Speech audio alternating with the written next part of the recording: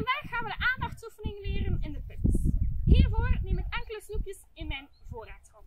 Je mag zelf kiezen welk hand je hiervoor gebruikt. En 1 snoepje in het beloningshand. Eerst gaan we het gedrag gaan uitdrukken. Ik neem het snoepje, ik breng het naar de neus van de hond en dan naar mijn gezicht.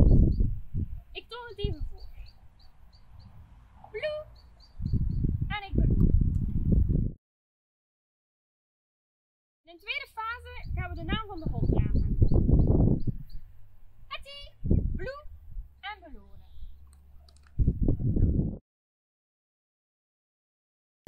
In een derde fase gaan we de hond niet meer gaan meehelpen. We gaan direct de naam van de hond zeggen. Reageert hij niet na 1 of 2 keer vragen, helpen we hem terug mee door met het snoepje naar zijn neus te gaan en naar jouw gezicht. Hetty! Hetty! Bloe, belonen. De hond heeft nog niet gekeken, het was nog iets te vroeg.